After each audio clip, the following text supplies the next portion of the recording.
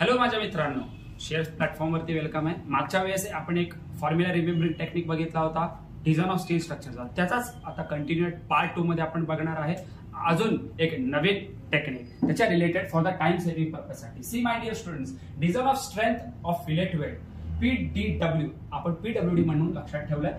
ले फ्यू केस डिवाइडेड बाय √3 गॅमा NW हा फॉर्म्युला रिमेंबरिंग टेक्निक आपण बघितलाय. याच्यात थोडंसं चेंजेस आपण करूया. बघा, so whenever we are saying the design strength of fillet weld, okay, 1 Newton per mm length असं म्हटलं जातं, तेव्हा थोडंसं फॉर्म्युलेकडे लक्ष द्यायचं आहे. सो मी लिहिताना या वर्डला लिहितो PQ, नोटेशन ऐकायचं आहे. PQ म्हणजे काय?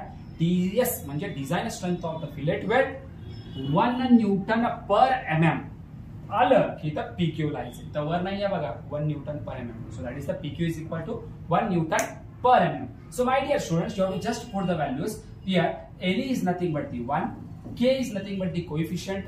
Okay, a coefficient आपण standard 0.7 as per actual as well as the IS code 707 या पद्धतीने व्हॅल्यूज दोन्ही पण मी तुम्हाला मागच्या वेळेस दाखवलं होतं, तोच फॉर्म्युलामध्ये टाकायचा. So into S is nothing but the size of weld.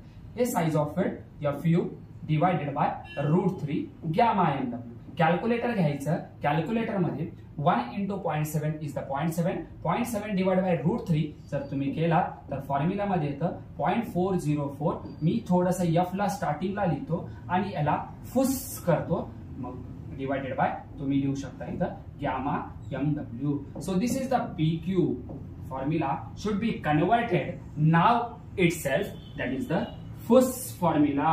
So फुस कोण करतंय? स्नेक.